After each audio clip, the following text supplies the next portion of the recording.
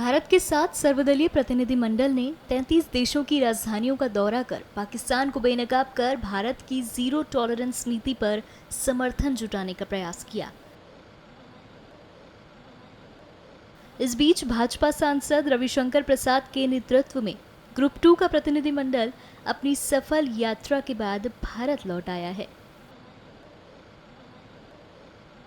ये प्रतिनिधिमंडल दिल्ली एयरपोर्ट पहुंचा। इस दौरान प्रतिनिधिमंडल में शामिल सदस्यों ने बताया कि उनका ये दौरा किस तरह से खास बन गया।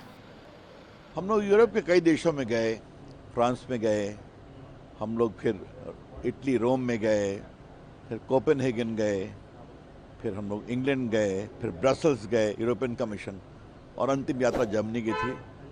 हर देश पहलगाम पर बहुत ही गुस्सा है आतंकवादी हमले पर, और सबों ने भारत के साथ पूरा सौहार्द प्रकट किया है। ये बहुत ही अच्छी यात्रा रही है। भारत का संदेश किया, हम थिंक टैंक से मिले, हम भारतीयों से मिले, हम यूरोपियन कमीशन में भी गए, उनकी संसद में गए, पार्लियामेंट में, विदेश मंत्रियों से मुलाकात हुई, पार्लियामेंटेरियन से मुलाकात हुई, तो बहुत ही प्रभावी रहा। भारत चौथी बड़ी इकोनॉमी बन गया है, उसका भी असर दिखाई पड़ रहा था, और आतंकवाद पर पूरा यूरोप भारत के साथ है। बहुत अच्छी तरह की रिस्पांस आई है। हमने तो 6 देशों में गए थे, वैसे इटली गए थे, फ्रांस, पेरिस, रोम, कोपेनहेगन यानी कि डेनमार्क, ब्रसल्स, यूके और ब्राज़ील गए थे यानी कि बेल्जियम गए थे। तो बहुत अच्छी रिस्पांस रही, और हमने सभी स्तर के जो गवर्नमेंट ऑफिशियल्स होंगे या गवर्नमेंट के रिप्रेजेंटेटिव्स होंगे उनके साथ हमारी वार्तालाप हुई, और उनको जैसे आपने कहा पाकिस्तान को बेनकाब हमने किए थे उनके सामने, और they are aware of it, evidence भी दिए हैं हम उनको। सो उनको पता है, now they are very much aware कि व्हाट इज़ हैपनिंग, एंड उन्होंने अपना पूरा समर्थन भारत को देने के लिए तैयार है। हम लोग यूरोप के 6 देशों में घूमकर ही पता चला कि पूरा यूरोप आज भारत के साथ एक नया आर्थिक व्यवस्था में आने का प्रयास कर रहे हैं। Everybody is interesting what is going on, और पहलगाम अटैक के ऊपर सभी अपना दुख व्यक्त किया और इसका निंदा किया, और हमारा मैसेज एक ही रहे कि कोई भी सीमा पर आतंकवाद फिर से दिखाई दिया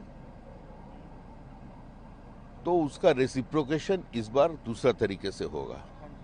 हम किसी का मीडिएशन का मांग नहीं किया, नहीं तो हमने कोई भीख का कटोरी लेकर किसी का दरवाजा पर जाकर उसका समर्थन मांगा। अभी जो अटैक होगा, अभी तो एयर स्ट्रिप पे हुआ है, अगर पाकिस्तान अपना रवैया नहीं बदले तो इस बार मिसाइल किस किस जगह को चूमेंगे तो हमारा पता नहीं। सर, जब आप लोग डेलीगेशन में थे, भारत का पक्ष रख रहे थे, उस वक्त राहुल गांधी ने बोला था नरेंद्र सरेंडर, इन शब्दों का उपयोग किया गया था कि प्रधानमंत्री ने सरेंडर कर दिया था। देखिए, राहुल गांधी जी का बात का कोई अहमियत उसका खुद अपना पार्टी में ही नहीं है। Nobody is taking Rahul Gandhi seriously.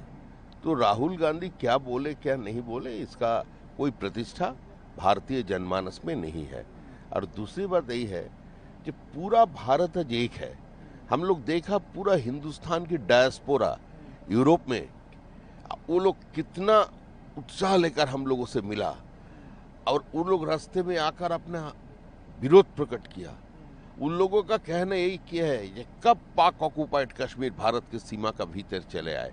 तो इस समय जब देश इकट्ठा है, When India is united, अगर अपने आप को किसी ने सेग्रीगेट करना चाहा तो दुनिया उसी को ही अपनी जगह से हटा देंगे।